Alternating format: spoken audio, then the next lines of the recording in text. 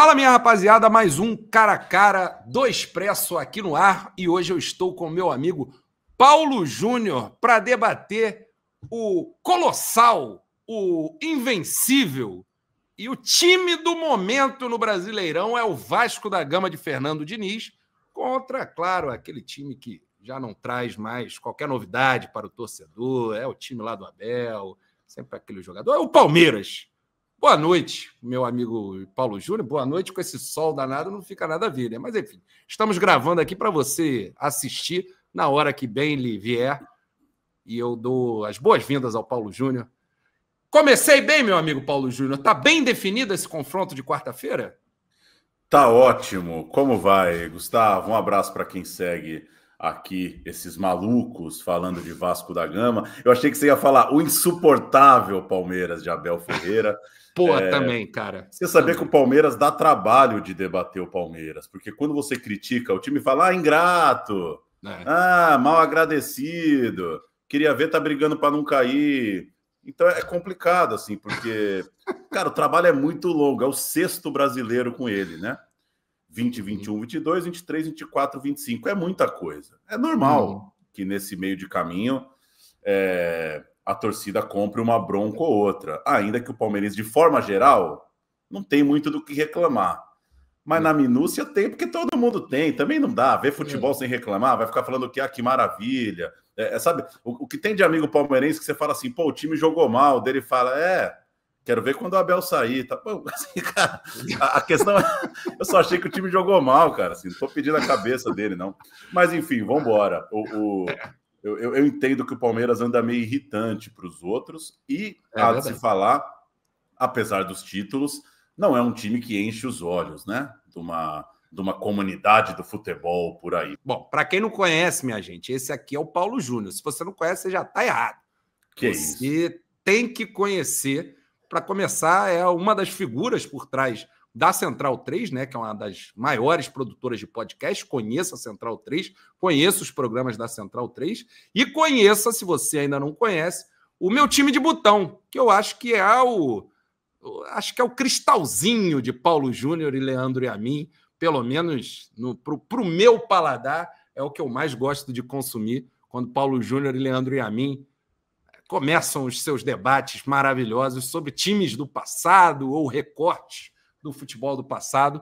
Um grande conteúdo para vocês buscarem. Como é que estão as coisas lá pelo Meu Time de Botão, meu amigo Paulo Júnior? Retomamos agora, viveu um hiato aí a Central 3, questões burocráticas, de negócios, e a gente retomou agora neste setembro, uma nova temporada aí, 2025-26. Agora a nossa temporada é a europeia. A gente equalizou o calendário.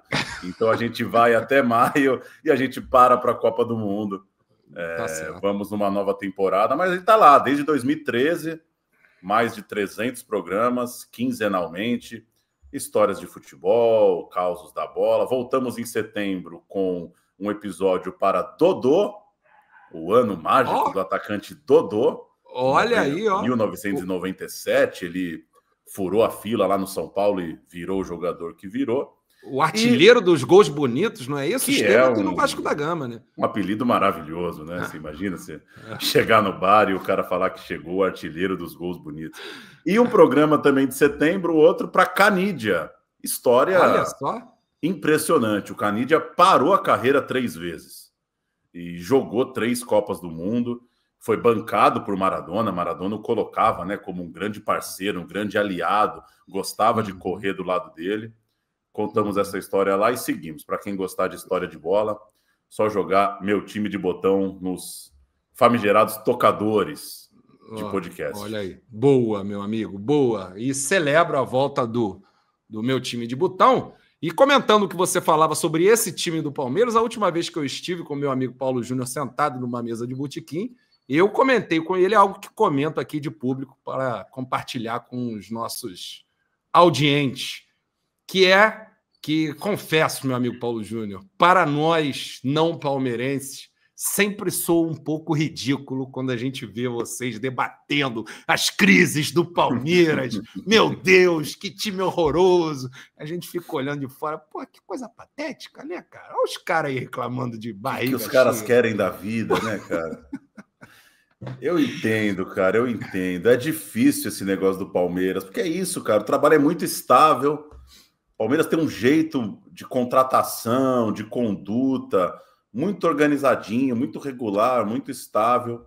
Isso às vezes prejudica o debate da bola, cara, porque como as coisas estão muito bem organizadas internamente, de fato, ficar reclamando que agora a nova onda é falar, pô, contratou um goleiro novo e não dá uma chance pro cara. Pô, assim, olha os problemas do Palmeiras, né? Quer uma chance pro goleiro reserva? Que papo de maluco, né? O goleiro titular está na semifinal da Libertadores de novo, né? Então, acho que tem um pouco de caçar pelo em ovo, mas acho que tem também uma novidade, pelo menos em termos de futebol brasileiro, que é lidar com o técnico há muito tempo. É muito tempo. É tão fora do normal que às vezes fica difícil criticar as má fases do Abel. E tiveram. Ele passou por fases ruins. O primeiro semestre desse ano, por exemplo, não foi legal. Eu considero, por exemplo, toda a passagem do Estevão pelo Palmeiras, foi embora depois do Mundial, né? Eu considero que o Estevão não jogou num time legal assim do Palmeiras, sabe? Então, altos e baixos que ficam um pouco prejudicados no debate pelo tamanho que o cara virou e essa coisa de lidar com um personagem muito grande, né? O treinador do Palmeiras, ele é maior que todo mundo, cara. Ele é maior que a turma. Ele é um negócio assim, pro bem e pro mal, sabe? Mobiliza muita coisa. É um senhor treinador de futebol, não há dúvidas, mas tem um pouco essa coisa de uma figura muito gigantesca que às vezes fica até um pouco maior que o time também. Meus amigos, o Vasco enfrentou o Palmeiras no primeiro turno, vocês lembram, num jogo que lamentamos muito, nós vascaínos, que foi aquele jogo de mando de campo vendido e jogo em Brasília. Vocês sabem que o Vasco da Gama não costuma ir bem, é impressionante a maldição. Alô, vascaínos de Brasília, não é nada pessoal, viu? Mas há uma maldição do Vasco em Brasília e aquele jogo não foi diferente. A gente tinha acabado de mandar embora o Fábio Carille, estávamos com o técnico Felipe, salvo engano, é o primeiro jogo do Felipe, né? É o primeiro jogo do Felipe no comando. Ele faz uma mudança no ataque, né? Ele poupa o Verratti, lembro bem disso. Tivemos um ataque mais móvel e, por incrível que pareça, foi um jogo interessante do Vasco. O Vasco não joga mal aquele jogo e acaba perdendo por 1-0 naquela paçocada terrível do Hugo Moura. Eu repasso aqui as escalações que a gente teve naquele primeiro turno. O Vasco foi a campo com Léo Jardim, Paulo Henrique, João Vitor, veja aí vocês, Lucas Freitas e Lucas Piton, Hugo Moura e Matheus Carvalho, Tietê, Lloyd Augusto, titular, Nuno Moreira e Ryan. Esse foi o time do Vasco no 0-1 com o Palmeiras. O Palmeiras foi de Everton, Giai, Gustavo Gomes, Bruno Fux e Piquerez, Emiliano Martínez, Richard Rios, Felipe Anderson, Facundo Torres, Estevão, o outro que deve gerar saudades no meu amigo, e Vitor Roque no comando de ataque. Esse foi o técnico do Abel Ferreira que enfrentou o técnico de Felipe. No cara a cara desse jogo, do primeiro turno, com as prováveis escalações, né? A Bárbara Maia, que é influencer do Palmeiras, torcedora do Palmeiras, com o Juninho, bateram um time aqui onde para o Vasco só deu bom com PH, Felipe Coutinho e, vejam vocês, Pablo Verratti. Pablo Verratti, ainda em grande alta naquele momento, foi escalado no lugar do Vitor Roque. Foram os únicos 3 que a gente emplacou. Eu hoje tenho um desafio, meus amigos, e uma missão para com esse canal. Vamos emplacar mais bonecos nesse time aí. Você está preparado, meu amigo Paulo Júnior? Eu estou preparadíssimo e um pouco chocado com essa última informação. Defenderei Tigrinho até cair a internet aqui. É inadmissível. O nosso Tigrinho não vai perder para um cara que eu gosto muito, que é o Verratti. Mas o Vitor Roque joga muita bola, gente. Mas já a gente chega lá. Vamos para o jogo dessa quarta-feira, dessa semana.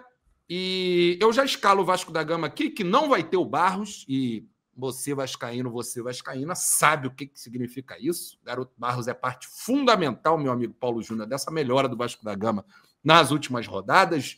O scout do Cruzeiro funcionou, a gente trouxe de volta o nosso cria e, de fato, passamos a ter, junto com a excelente dupla de zaga nova que temos, que trouxe de volta 2 volantes, né? Porque um veio o Barros por um lado, voltou o Hugo Moura para a volância também. nos deu um time muito mais consistente defensivamente. Não vamos ter o Barros suspenso pelo terceiro cartão amarelo na quarta-feira e devemos ir de Cocão. Há a possibilidade do poeta louco Fernando Diniz, que só olha para o ataque, mandar aquela loucura de Nuno Moreira na volância. Ídolo Fernando Diniz. Falaremos dele no momento Falaremos. certo. O agradável Fernando Diniz em contraposição ao insuportável Abel Ferreira. Assina. Mas, enfim, eu já não tinha dúvida. Vamos de Léo Jardim, PH, Carlos Cuesta, o colombiano, Robert Renan, o RR do bem, Poma Torto, o nosso Pombita Rodrigues na esquerda, Hugo Moura e Cocão, Coutinho na ligação, Rayan na direita, Nuno na esquerda, Pablo Verrete no comando de ataque. Você escale o provável Palmeiras para essa quarta para mim, Paulo Júnior, por favor. Vamos de Everton, Giai na direita, Kelvin vem machucado, acho que ainda se mantém o Giai, mas Kelvin tá para voltar em algum momento, jogou os jogos da Libertadores. Gomes, Murilo, na lateral esquerda, provavelmente o Jefté, porque Piquerez saiu contundido no primeiro tempo, ao que consta nada grave, mas não sei se em 2 dias ele vai arriscar, se o cara saiu lesionado no primeiro tempo, né? No jogo de domingo. Meio de campo, o Palmeiras tem um grande problema, porque vinham jogando Aníbal e Evangelista. O Evangelista saiu machucado, ao que consta a lesão dele um pouco mais séria, muscular. E aí eu tô arriscando, faz muito tempo que isso não acontece, porque vem numa toada do Evangelista de 8. Mas eu tô arriscando, então, que joga Aníbal e Andréas, que tá jogando mais de meia. Eu acho que ele não vem com 2 volantes. Jogaria, então, Aníbal e Andréas, Felipe Anderson, Flaco, e aí abre uma vaga na frente com esse recuo do Andréas, que eu iria de Facundo Torres, mas pode pintar um Maurício, pode pintar um Veiga, por que não? Pode pintar um Sousa. Repito, desde que o Evangelista se firmou, tem uma mudança que ainda não aconteceu, né? Nas últimas rodadas, o Evangelista vinha sendo absoluto, curioso para ver o que o Abel vai fazer. Então, Aníbal, Andréas, Felipe Anderson, Flaco Lopes, vou de Facundo na ponta esquerda, na ponta direita, desculpa, sem tanta convicção, e na frente o Vitor Roque. Mas o ponto desse jogo é esse. A Abel perdeu seu único camisa 8. O Lucas Evangelista é hoje o único 8 do elenco. Ou ele vai com 2-5, Emiliano e Aníbal, ou ele vai dar um passinho para trás com o Andréas e colocar mais um ponta. Eu achei curiosíssimo quando o Paulo começou a listar os jogadores que podem entrar quando eles têm um jogador perdido por lesão, né? Pode ser o fulano, o ciclano, o beltrano, tudo jogador pica da galáxia no banco. Ainda bem que a gente não vai comparar banco aqui nesse cara a cara, meu amigo Paulo Júnior. Senão ia dar um problema danado pro Vascão da Gama. Mas vamos embora. Léo Jardim e o Everton, meu amigo Paulo Júnior, eu te ouço. Difícil essa, hein? O Everton já viveu fases melhores, não está longe da sua grande fase, foi goleiro de Copa do Mundo, acho que com muito mérito. Acho o Léo Jardim faz mais diferença para o Vasco hoje. Não tem muro, né? Tem que escolher, né? Dá para calçar um empatezinho de vez em quando, mas eu tô achando que você vai tomar tanta posição aí do Vascão que acho que esse goleirinho aí pode pintar para o Vasco, hein? Eu não me oponho, não, a Léo Jardim. Acho que a fase do Everton já foi das melhores. Palmeiras trouxe o Carlos Miguel. Acho eu que vem para jogar no ano que vem. Vamos de Léo Jardim. PH e Giai. Também só vou falar para você falar aí, meu amigo. Comente, fique à vontade, porque não creio que haverá grandes problemas. Vamos de PH, né? Gosto muito do PH. Talvez o melhor preparo físico da Guanabara hoje, assim, se precisa sair agora e correr atrás de alguma coisa, eu acho que eu chamava o PH. O Giai vai dar bom jogador, viu? É muito jovem, você conhece muito bem o futebol argentino. O cara sair de um time que não está brigando pelos grandes títulos do continente e cair no Palmeiras, demora um pouco, é outra projeção, é outro futebol, é outro físico. Eu acho que o Giai me dá a pinta que vai ser um grande lateral, muito novo e caiu logo numa fogueira no Palmeiras, pós Marcos Rocha, pós Mike. Mas eu gosto do Giai, não desgosto não. Mas hoje não é mais lateral que o PH, não. E aí eu queria saber se você já conhece a palavra de Carlos Cuesta, o evangelizador colombiano. Um grande zagueiro que chegou ao Vasco da Gama e se confronto Colômbia-Paraguai com Gustavo Gomes, meu amigo. O Gustavo Gomes, né? Pelo todo, né? Eu acho que é um zagueiro que tem dificuldades técnicas com a bola no pé, isso é inegável, não é um primor com a bola, mas eu tô para te dizer que no que os analistas chamam de defender a área, ele é um dos melhores da América, sem dúvida. Assim. O que bloqueia de chute, o que bota a cabeça no pé do cara, o que sobe quando o jogo esquenta. Eu acho que o Gomes ele tem esse vigor de defensor ali que é muito acima da média. Pô, faz muito tempo que a gente não tem uma dupla de zaga interessante como a que a gente tem hoje, né? E o Carlos Cuesta nos parece um zagueiro a se confirmar, porque ainda é pouca a minutagem, e isso agradeça, porque é por isso que eu aquecerei com tanta facilidade, mas acho que um zagueiro de muita imposição física, muita velocidade, seriedade, se posiciona bem. Acho que é um zagueiro muito interessante que o Vasco trouxe. A gente torce para se confirmar as nossas expectativas com o Carlos Cuesta. Agora, o Gustavo Gomes é um símbolo desse time do Palmeiras tão vitorioso, né? Acho que fica difícil, meus amigos do Expresso. Por outro lado, temos Robert Renan e Murilo, meu amigo Paulo Júnior. Gosto muito do Robert Renan. Vou ficar com ele. Acho que ele é um cara que a saída de bola dele é ótima e acima da média, todo mundo sabia. Robert Renan foi capitão de seleção de base, foi uma revelação muito grande. E aí tem aquele dilema dos zagueiros da atual geração, né? De ter o combate, né? Ter um pouquinho do Gomes também. Não adianta só ser bom com a bola no pé. A gente acabou de falar do Gomes. Tem dia que o jogo esquenta, você precisa saber, né? Proteger tua área, proteger teu gol.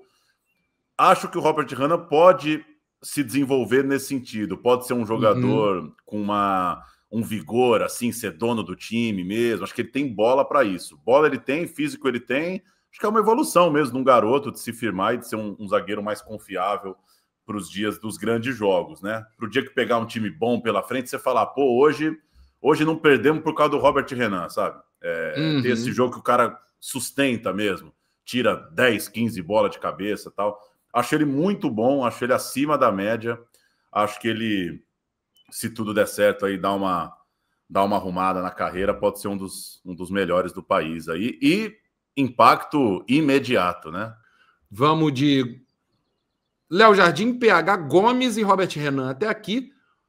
Puma Rodrigues e Jeff Ter. Aqui eu te faço um preâmbulo, meu amigo, porque esse personagem Puma Rodrigues, meu amigo Paulo Júnior, é um personagem, pro folclore vascaíno, ele casa como uma luva. É impressionante como o Puma Rodrigues, imediatamente, com um carisma esquisito. Não é um carisma assim que te conquista. Tem que ver se é um carisma, então, né? Às vezes cara, é um fascínio. Ele gera um fascínio. Desde 2023 havia um fascínio com a figura de Puma Rodrigues. E de fato, há uma simpatia com a figura de Puma Rodrigues. É um cara que tem um ar popular muito bacana e assim um ar popular sudaca, então é diferente, gera uma curiosidade. Enfim, o te quiero Pumita, te quiero mucho Pumita é parte do vocabulário do vascaíno. E, por vezes, é muito eu te odeio, Pumita, porque, defensivamente, o Pumita, que é lateral direito de origem, cara, era um desespero. Aconteceu um milagre que só um time de Fernando Diniz pode proporcionar, que o Pumita, com a lesão do Piton, foi deslocado para a lateral esquerda. Meu amigo Paulo Júnior, o cara marca pra caralho, meu amigo Paulo Júnior. Virou um outro jogador, ele que já era excelente no jogo ofensivo, né? Sempre muito perigoso, cruza bem, tem uma boa batida na bola, faz gol de fora da área, na entrada da área. Ele também bate bem, já fez alguns gols dali. É bom no jogo aéreo, ofensivo, e defensivo também ajuda. Enfim, é um cara que tem umas valências muito grandes e que tinha essa deficiência defensiva. O Fernando Diniz vai nas coletivas e já falou, meus amigos, não tem razão do Puma ser ruim na defesa. O cara é alto, o cara é forte, o cara joga de lateral desde sempre. É só uma coisa de você ajustar um pouquinho. E parece que está ajustando. esse tem sido o Puma que tem sido muito importante. Queria te ouvir sobre o Jefté, meu amigo. Cara, não tem muito ainda o que falar sobre o Jefté. É um jogador, né? Tem uma boa postura física, protege bem a bola, não fez um bom jogo, a meu ver, no final de semana. Não me parece que está à altura ainda do Piquerez, que para mim é um ótimo lateral, acho que não haveria muita discussão no caso do Piquerez. Mas o Jefté está chegando agora, eu acho que ele ainda vale o benefício da dúvida. Infelizmente, eu não vou bancar o Jefté por falta de predicados. Mas eu queria dizer uma coisa, você falou da inversão do lado, nosso amigo Leandro Placamos o Pumita. Nosso amigo Leandro Yamin tem um ótimo apelido para o lateral Vanderlan, que acaba de sair do Palmeiras, que esse apelido é maravilhoso e ele serve para vários laterais, que é o mouse quebrado. Sabe quando o mouse está quebrado? Aí a seta fica tremendo, assim, a pilha está acabando. É o lateral mouse quebrado. Ele pega na bola, tem o corredor e o cara vai se travando, sabe? Para dentro. É igual o carrinho de supermercado. Exato. É isso.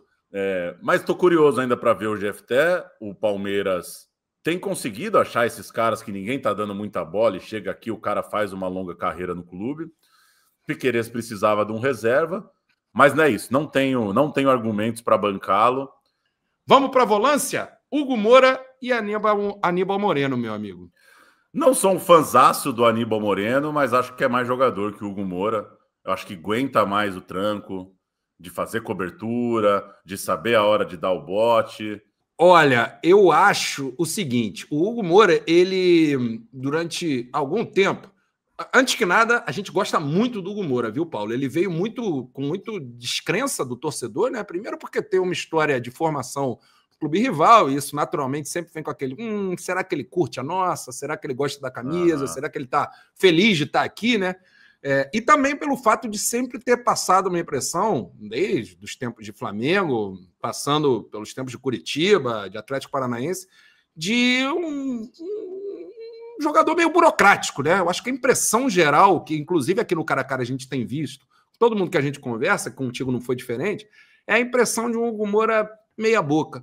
E me parece que não deixa de ser um pouco verdade, no sentido de que não é um jogador de encher os olhos, mas é um jogador que, similar ao que você descreve o Aníbal, é aquele 5 que você quer ter. É um maluco com porte de geladeira, a gente inclusive chama ele de Hugo Geladeira, e que sabe dar porrada, sabe ocupar os espaços ali no meio campo. O Vasco da Gama de 2024, por exemplo, vinha patinando e era muito frágil defensivamente, até o momento que o Hugo Moura entra de titular e domina a posição, e o Vasco fica muito mais consistente naquele time do Rafael Paiva. Algo similar passa esse ano também. É quando o Hugo Moura agora vai ao lado do Barros para a volância, que o Vasco passa a ser um time muito mais competitivo, muito menos espaçoso, espaçado, uma coisa muito mais consistente.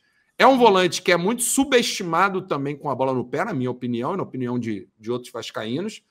Sabe meter umas bolas longas, umas inversões de jogos de maneira, se precisar subir ao ataque, participa legal, e a gente costuma gostar muito. Só que é aquela parada do... Quando você quer um time para ser campeão, o Hugo costuma ser apontado como aquele cara, pô, tu precisa de um volante melhor que esse cara, tu precisa de um passinho a mais que esse cara.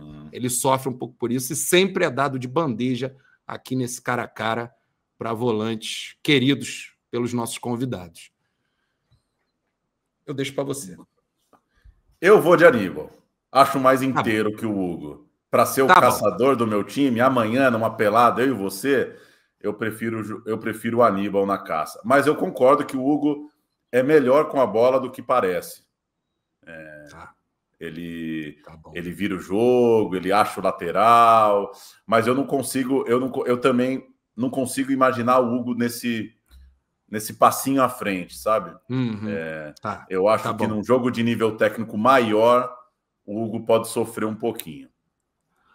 Hugo, o maior injustiçado desse quadro. Mas eu tô com o Hugo, Moura, eu gosto do Hugo, cara. Sempre na bandeja dos canalhas do Expresso 1923. Vamos para a segunda volância? E aqui, meu amigo, temos um ídolo do Vasco da Gama aqui presente. Matheus Cocão, Matheus Carvalho, E Andréas Pereira, grande ídolo benemérito na Colina Histórica, sempre tão querido pelo vascaíno. Aqui, meu amigo, pode ficar de boa, porque o Cocão não tem jogado nada em 2025, lamentavelmente. O jovem Cocão, que já demonstrou extrema qualidade desde 2023, mas especialmente no segundo semestre de 2024, quando ele, ao lado do Hugo Moura, foi a dupla de volância que ajeitou aquele time para o Paiva poder trabalhar e conseguir os resultados, mas que desde que voltou de férias, meu amigo, porra, voltou claramente com uns quilinhos a mais que nunca conseguiu perder. Nosso Cocão tá, em outra rotação. Acho que é um ponto de preocupação de todo vascaíno, o Cocão, para esse jogo de quarta-feira. Eu fico com o benemérito Andréas Pereira sem ter grandes problemas. Andréas Pereira que provou que dá para cortar caminho para ser ídolo. Ele vem conquistando a sua idolatria no Palmeiras antes mesmo de assinar o contrato. São 4 anos, né, de ídolo sem ter jogado no clube. É um negócio de louco.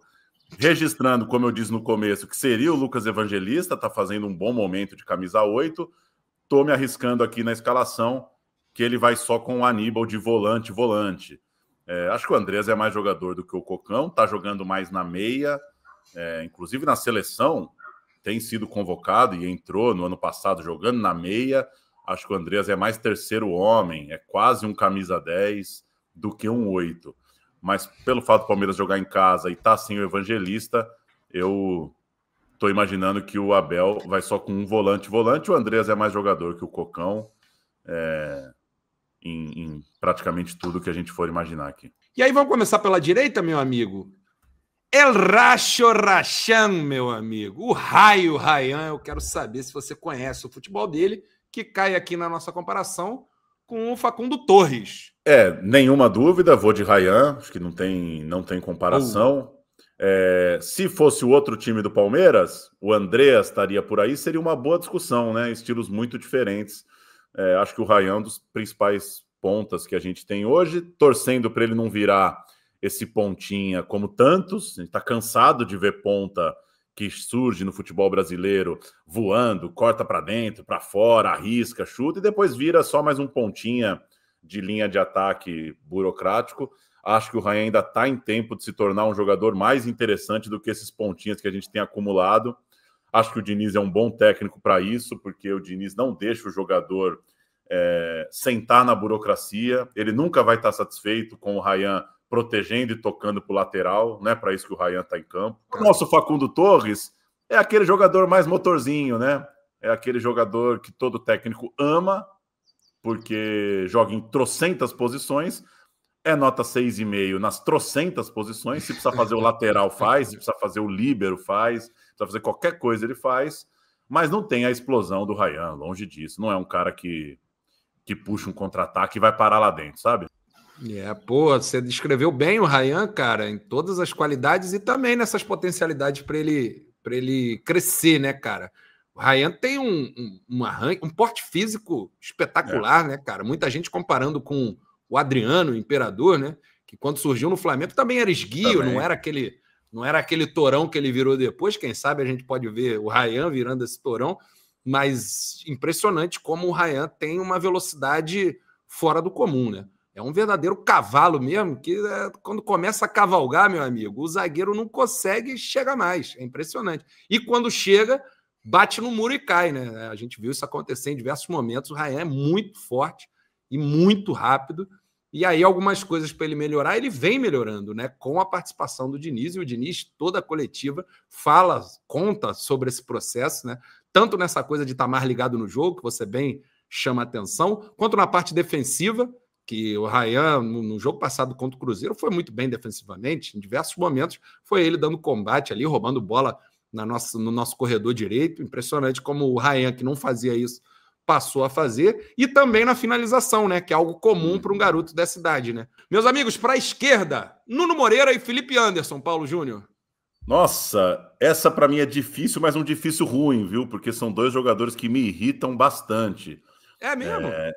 Cara. O Felipe Anderson, para mim, Felipe Anderson, ele é um jogador um pouco blasé, sabe? Ele é um jogador cujo nível técnico, às vezes me parece que ele pensa que isso basta.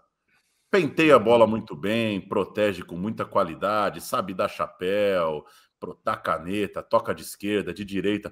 Só que no fim do dia, produziu muito pouco, sabe? Cara, o Nuno tem simplesmente 8 pré-assistências marcadas no nosso Datagol. A gente tem uma contabilidade nossa aqui, dos jogadores mais decisivos pelas participações e gols. Então, pré-assistência a gente não considera qualquer passe. A gente só considera aquele passe que, de fato, foi um passe achado para influenciar na jogada de gol. Ele tem 8 pré-assistências. Ele tem 5 assistências e ele tem 6 gols com a camisa do Vasco. Além disso, no nosso Datagol, ele tem 3 pontos de bônus, que significa quando ele fez alguma jogada, seja gol, seja no gol ou na assistência ou na pré-assistência, que é tirada da cartola. É ali ele que achou aquilo e é um bônus que a gente dá, um ponto de bônus que a gente dá. Então a gente está falando de um jogador de muita participação em gol e muito importante para esse time do Vasco. Não, você me convenceu, Dudu. Não pode ser que eu estou comendo bola e ele esteja num momento mais efetivo do que me parece. Eu estou bem dividido nessa. Eu vou deixar com você que é o anfitrião. O Felipe Anderson não me motiva a gastar a minha energia. Mas não sei se eu acho o Nuno melhor também. Obrigado, Hugo Moura.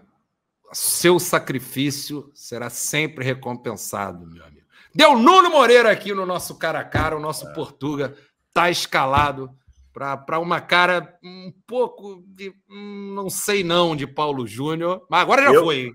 Não agora assino.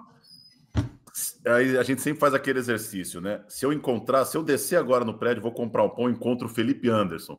Eu assino essa decisão ou eu falo para ele que eu tentei? Eu vou falar para ele que eu tentei. Não tentei muito. Não tentei muito.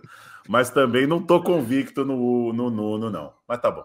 Meu amigo, o Vasco da Gama é melhor que essas porra tudo aí, ó. Tudo, esses caras aí de cima da tabela, é o Vasco da Gama, meu amigo Paulo Júnior. Você pensa que me enganou, mas a gente não debateu Coutinho e Flaco, tá? Mas então eu vou falar rapidinho. A gente não debateu? Coutinho e Flaco você pulou, mas eu vou ser breve, então, porque já falei demais também. Caraca, ato falho legal, cara. Não, ato falho não. Diz muito. Diz malandragem, safadeza. Jogadores de prateleiras incomparáveis. Olha aí. Adoro o Coutinho. Voto em Coutinho, óbvio. Opa! Respeito o Flaco Lopes, porque o Flaco Lopes, cara, é um caso raríssimo de jogador que começou a dar conta de jogar nos jogos grandes no Palmeiras depois de 3 anos. O Flaco chegou em junho de 22. E ele finalmente tem um grande momento, né, no Brasileirão 25.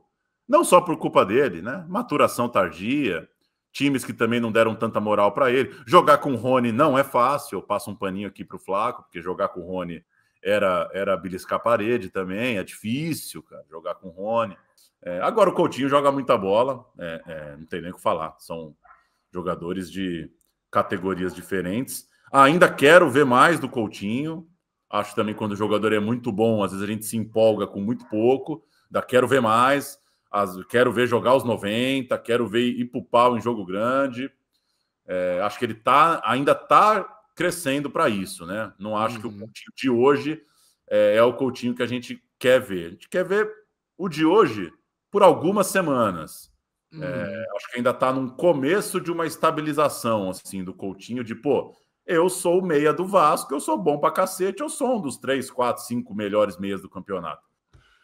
Olha só, para ser uma consolação, prêmio de consolação, temos aqui o nosso Pablo Verrete, maldosamente chamado por parte de vascaínos canalhas de bagrete, de canelete, uma coisa que é um absurdo, porque estamos falando de um jogador pica do Vasco da Gama, de verdade, porque honra a camisa de um jeito, Paulo. Porra, dá gosto de ver o Verrete na sua postura enquanto líder desse time, inversamente proporcional ao desgosto que a gente tem ao vê-lo com a bola no pé fora da área, meu amigo. É uma coisa assim que chama a atenção. Verrete não vive o seu melhor momento. Verrete é o artilheiro do Vasco na temporada, tem números ainda muito bons, porém vamos fazer, acho que são 13 jogos já sem fazer gol de bola rolando.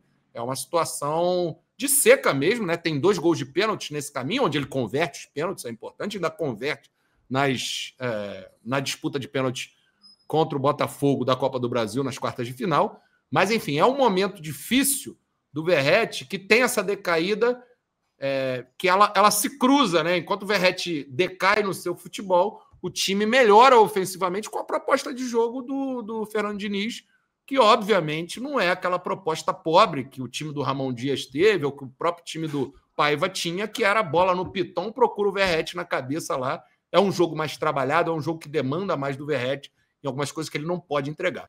E encara o Vitor Roque, meu amigo. Aí é contigo. Amo o Verratti. Acho uma insanidade cogitar desrespeitar esse jogador. Boa. Jogou no passado recente em times horrorosos e fazia golaços de cabeça. Com todo respeito ao Piton, a quem cruzava, o Verratti ele consagra a lateral. Né? Você precisa de um cara que vai na bola quando você cruza. E eu adoro o futebol do Verratti. Acho que ele é dessa lista de jogadores gringos que dá um banho no entendimento de futebol em relação a vários jogadores brasileiros. Concordo. A gente sei muito bem de tudo que você está falando e concordo. Porque a gente vive num mundo que os caras estão indo em programa de televisão e eles falam que quem é melhor? Todo mundo foi melhor que todo mundo, né? Assim, sei lá, o Kleberson foi melhor que o Falcão, né? O Souza do São Paulo foi melhor que o Raí. Os caras tão loucos, sabe? E o Verratti, se você fizesse um cara a cara com o Verratti, ele ia admitir que ele é pior do que todos.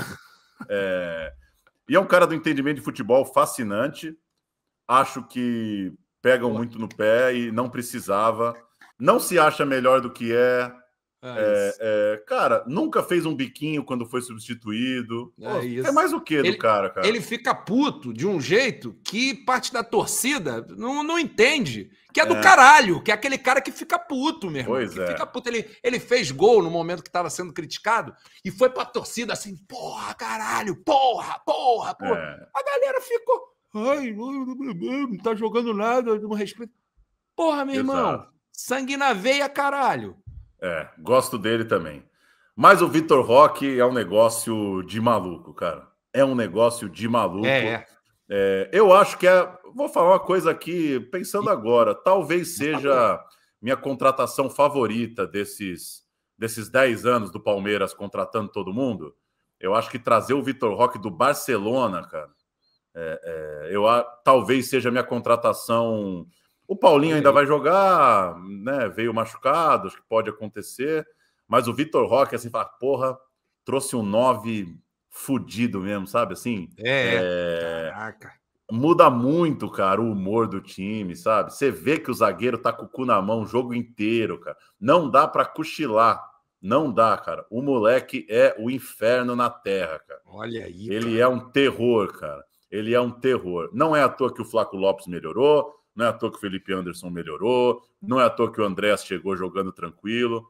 O Vitor, ele sustenta muito o jogo na frente, cara. É muito difícil de marcar. Faz o pivô, pede na velocidade, dá aquele tapinha antes, aí fala, ele cava muito pênalti. Cava muito pênalti porque é rápido pra caralho e dá um biquinho antes do zagueiro. Aí é pênalti. É pênalti. Já tava caindo. Mas lógico, vem correndo a 200 por hora. O zagueiro tá a 30, vai chegar atrasado. Então ele é um cara que dá muito gosto de ver, cara. É muito fácil torcer pro Vitor Roque, viu? Meu amigo, eu tenho uma boa antes da gente fechar esse cara a cara aqui, pelo menos no times de quarta, que é o poeta louco Fernando Diniz, o insuportável Abel. Quem que leva esse cara a cara, meu amigo Paulo Júnior? Você, que é um cara afeito a poesias no futebol, não me diga que não, eu fico me perguntando como que você vai fazer o discurso do seu voto. Vamos lá. Porra, essa é difícil, hein? Cacete, essa eu tô... Nossa, essa eu tô... Não sei o que falar. Sou um dinizista convicto, juramentado. Amo o Fernando Diniz. Acho que é um raro assunto num futebol brasileiro monótono, reclamão. Somos o campeonato do mundo que mais reclama de calendário, mais reclama de gramado, mais reclama de juiz. É um campeonato horroroso nosso, porque a gente é chato pra caralho e a confederação é incompetente, os clubes são uma merda. Assim, é ruim, é difícil gostar de futebol brasileiro. É difícil, eu fico pensando, né? Quem tem criança pequena, cara, você convencer que isso aqui é melhor do que outros jogos que passam na televisão, não deve estar fácil. O negócio tá ruim, cara, é ruim. E o Fernando Diniz me dá vontade de assistir o jogo, sabe? Amo o Fernando Diniz, mas aí você me colocou numa encruzilhada, né? Porque não sou um grande abelista, mas eu tô aqui também para falar do Palmeiras. Não tem como não votar no cara. Não tem como não votar no Abel, cara. Infelizmente. Porque, cara, 6º Campeonato Brasileiro, 6ª Copa Libertadores, sempre nas cabeças. Um cara que tem um pacto com o resultado que é sinistro. Hoje saiu de novo a estatística. O Palmeiras não ganha dos times do G6. Pô, o Abel já entendeu que ele não precisa ganhar do G6. Ele tem 40 e tantos pontos aí todo ano, cara. Sem ganhar do G6, foda-se. Ele entendeu essa porcaria desse campeonato. Ele não fica nervoso quando ele perde em Itaquera, no Maracanã, porque ele sabe que daqui a pouco ele vai ganhar 3, 6, 9, 12 pontos seguidos e ele vai estar lá no bolo de novo. Então, assim, o Palmeirense está puto, o Palmeiras perdeu as 2 para o Bahia. Não dá para perder 2 para o Bahia no mesmo campeonato. Mas, cara, tá lá, tá 3, 4 pontos na liderança, tá no bolo, sabe? Com todas as críticas que eu tenho ao Abel, com o pé atrás que eu tenho do fato de ter um cara que tá muito grande, tá quase maior que o clube, as premiações estão fugindo já da tabela, renovação de contrato sem multa, folga, vai para Portugal, manda prender, manda soltar, o clube tá na mão dele. Com o pé atrás que eu tenho disso, que acho que ele tem que ter, óbvio, né? O clube é maior que esses caras. O Abel assinou pré-contrato com o time do Catar aí, 2 anos atrás, e até hoje não admitiu, e foi lá para a FIFA, coisa e tal. Dito tudo isso, o cara é foda, cara. O cara não consigo. Não consigo olhar num confronto de técnicos do Brasileirão e não votar em Abel Ferreira, porque eu tenho certeza que tem 19 times no campeonato que estão procurando o seu Abel Ferreira, cara. Tá todo mundo procurando um maluco que fique 10 anos no clube, pô. E sendo bom, né? É difícil você brigar com isso. Assim. De fato, um olhar poético para o futebol, né? O Diniz tem essa pegada, né? E isso não é diminuir, né? É um cara que faz futebol, constrói futebol, pensa o futebol enquanto tática, enquanto trabalho de futebol de fato, mas sempre com um olhar sonhador, com um olhar poético, com um olhar ofensivo, com um olhar da beleza do jogo, da beleza de você trazer as questões humanas dos jogadores e tudo mais. Ele consegue falar, de problemas sociais do Brasil sem proselitismo, nem babaquice, nem forçação. Ele consegue inserir dentro de um olhar de futebol que ele tem e compromissado com um trabalho profissional, né? Não fica uma coisa meio viajandona, né? Em alguns momentos pode ser, mas, de fato, sendo um treinador de Série A de Brasileirão, tendo ganhado o Libertadores há pouco tempo, é um cara muito interessante nesse sentido, num deserto, né, meu amigo Paulo Júnior? Num deserto de ideias que é o futebol brasileiro há tantos anos, há tantas décadas, né, cara? É incrível essa comparação que parece uma antítese total, né? Um paradoxo. E eu não tenho como negar, né? Os resultados do Abel falam por si só. Meu amigo Paulo Júnior, ficou assim o nosso cara a cara, hein? Léo Jardim, PH, Gustavo Gomes, Robert Renan e Puma Rodrigues. Absurdo isso, né? Do ponto de vista geral, como é que deu 4-1 pro Vasco? Mas tá bom. Aníbal Moreno, Andréas Pereira, Ryan, Coutinho, Nuno e Vitor Roque. Então ficou só o Vitor Roque na frente. Nuno, Coutinho, Ryan e Vitor Roque. Esse time briga pelo título fácil. Você bota o Vitor Roque no Vasco, bota mais 15 pontos aí na tabela. Mais 15 pontos na tabela aí fácil. Olha só, antes da gente terminar, Paulo Júnior, eu tenho umas perguntas bônus pro senhor. Manda. Luizão, o artilheiro, do Vasco ou do Palmeiras? Palmeiras. Jogou o melhor time da vida dele, foi o do Palmeiras 96. Opa! Será? Não tem dúvida. Essa não tem dúvida. Djalminha, Rivaldo, Miller e Luizão. Aí não tem como. Caraca. Tá bom. E Fernando Praz, do Vasco ou do Palmeiras? Pô, difícil, hein? Pergunta difícil, hein? Pegou muito no Vasco, né? Eu amo o Fernando Praz. Muito importante. Eu também gosto muito. Goleiraço, aço. E tinha bateu um pênalti, né? Bateu um pênalti sem ninguém saber que o cara batia pênalti, né? Ganhou a Copa do Brasil batendo um pênalti pelo Palmeiras. Completamente totoca também das ideias. Ele tinha suas deficiências, né? Não era um desses goleiros assim impecáveis, mas era muito bom goleiro, né, cara? E ele tinha uma coisa, eu achava ele o melhor de todos na saída por baixo. Aquela coisa de tirar o espaço do atacante, eu achava ele fantástico, não perdia uma, era impressionante. Vamos dar um empate aqui, mas eu tenho algumas outras, cara. Diego Souza. Cara, Diego Souza jogou muito no Palmeiras, mas eu gosto do Diego mais atacante. Eu acho que eu prefiro o Diego do Vasco. Acho que na área ele se encontrou. Tá preparado, meu amigo? Agora é uma boa? Edmundo Alves de Souza Neto.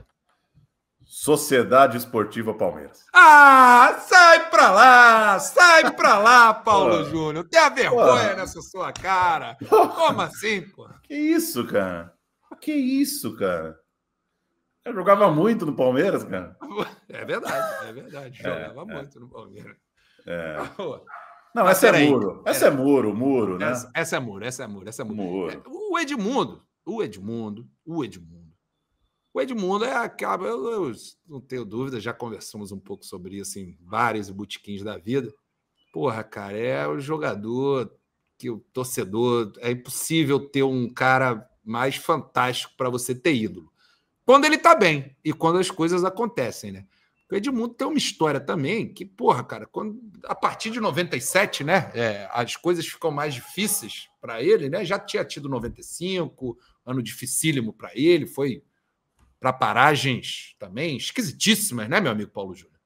Foi parar em 2 clubes que não tem nada a ver com ele. Esse fez muita cagada, né? Muita cagada, né, cara? E a partir de 97 ele começa a se perder geral com aquilo que a gente mais ama dele, portanto a gente compreende, né? Uma coisa meio maradoniana do apaixonado maluco, completamente louco da cabeça que, caralho, faz coisas maravilhosas com a mesma intensidade e capacidade que faz as maiores cagadas da vida, né, cara? E eu acho que o Edmundo, nas passagens do século XXI, tanto por Palmeiras quanto por Vasco, ficou patente de um camarada que estava se perdendo na sua loucura já, né, cara?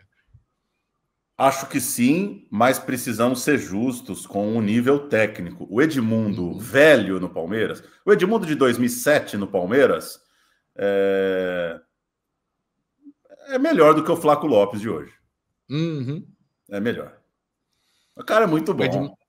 O Edmundo de 2008 era criticadíssimo num Vasco em crise que foi terminar no seu primeiro rebaixamento, só que jogo a jogo eu olhava para o campo, era mais jovem, então sempre desconfio das minhas próprias avaliações da época, porque jovem não presta, né? Você sabe.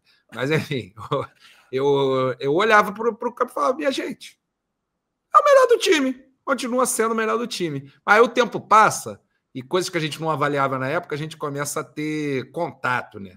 Por exemplo, é fácil de você imaginar um time como o do Vasco indo ladeira abaixo e o Edmundo sendo uma figura totalmente complicada no vestiário para rachar o grupo, foder. O tal do Souza lá saiu contando que ele, humilhava os moleques da base que estavam subindo. A parada que, meu irmão, é o combo Edmundo, né? O meu problema com o Edmundo é que eu concordo em tudo, assim. Se ele humilhava os moleques da base do Vasco, é porque os moleques mereciam, provavelmente.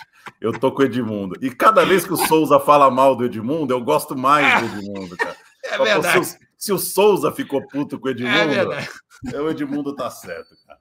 Meu amigo Paulo Júnior, muito obrigado, meu camarada. É sempre um prazer. Fechamos em alta, hein? Fechamos em alta. Fomos de Giai a Edmundo. O programa... Olha aí.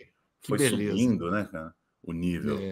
Obrigado pelo convite. Vamos que vamos. Obrigado a você, meu camarada. Sempre uma ótima resenha. Daqui a pouco eu tô no Rio de Janeiro aí pra gente tomar algumas e conversar sem limite de tempo. Venha que a Copa do Brasil promete, hein? Olha aí, felicíssimo com essa Copa do Brasil em dezembro. Olha achei aí, ótimo. Eu sou do mata-mata, né? Eu sou do caos, né? Por mim, não valia nada Brasileirão e tudo se resolvia num grande dezembro louco, assim. Porra, cara. A gente cresceu assim, Paulo Júnior. A vida era melhor ou não era melhor, porra? Porra, e digo mais, cara. Por mim era ida numa quarta, volta no domingo. E se der 2 resultados, joga na segunda de novo. Eles não querem fazer em campo neutro, final única. Faz o jogo extra se tiver que ter, tu falar. Madrid, não sei o quê. Joga para onde você quiser, mas tem que ser no jogo extra. Tem que muito ter a feliz. disputa. Uma coisa que as juventudes, elas não valorizam tanto quanto a gente. A disputa dos estádios, das cidades. De não, como é que, fudido. Porra. Cara. Tamo fudido, cara. Tamo fudido. Mas vai passar. Vai passar. Um dia o Brasil vai acordar, a verdadeira coisa que tá faltando o gigante acordar, e ver que os pontos corridos são uma merda. Aí vai todo mundo se dar conta. Que a gente perdeu tempo com essa bosta? Aí vai ter uma finalzona, assim, domingo às 4, sabe? Paramount, Globo, Record, SBT, Disney, o caralho, 20 canais passando, 300 pontos de audiência, e aí a gente vai voltar a ser feliz, cara. E aí não vai ter anistia para esses canalhas que defendem ponto corrido, não. Não, a gente vai para dentro. Gaiola neles, meu amigo Paulo Júnior. É cana. Meus amigos, esse foi mais um Cara a Cara. A gente agradece ao Paulo Júnior. Você acompanha o Paulo Júnior. Dê suas arrobas aí, Paulo Júnior. @Paulo Júnior. Paulo Júnior perdendo a paciência nas redes sociais há 15 anos, mas sempre com educação, viu? Nunca xinguei ninguém no final do Twitter. Nunca. Nunca provaram nada contra mim. Nunca xinguei ninguém. E sou xingado lá. Seu bosta. Nunca chamei uma pessoa de seu bosta na internet. É mesmo, Rapaz, você devia educação. É libertador. Educação não tem preço. Sejam educados na internet, viu? Sejam educados. Gastem sua energia contra a gentalha maior aí, não no futebol. O futebol, foda-se, cara. O cara vai te xingar porque você gosta mais do Marcelinho Carioca que do Messi. Foda-se, né, cara? Eu gosto mais do Marcelinho Carioca que do Messi. Mas assim, foda-se, entendeu? Isso não é motivo para xingamento. Entendeu? Caralho, cara, você não tá satisfeito aí com o hate que você já ia tomar dos palmeirenses aqui nos comentários. Você ainda mandou um Marcelinho Carioca aqui na live para coroar, que é um falso palmeirense. Denúncia aqui no Expresso 1900. Um falso palmeirense aí. Deixem os seus comentários e comentem o que vocês acharam da participação de Paulo Júnior aqui no Cara a Cara. Vambora. E só para eu encerrar, se ano que vem o jogo for em Brasília, eu nunca mais vejo um jogo do Vasco. Se Vasco e Palmeiras forem em Brasília, eu nunca mais vejo um jogo do Vasco. Parem com essa palhaçada. Com essa palhaçada. Aí vou fazer aquele aposto com todo o respeito aos torcedores de Brasília. Gente, não dá para todo ano Vasco e Palmeiras não ser em São Januário, porra. Mas tudo bem. Olha, eu só não faço a mesma promessa, meu amigo Paulo Júnior, porque eu ainda quero ver jogo do Vasco da Gama. Eu tenho medo de eu ter que cumpri-la. Valeu, meu amigo Paulo. Obrigado, cara. Tamo junto, meu amigo. Um abraço para você, meu amigo. Obrigado. Valeu.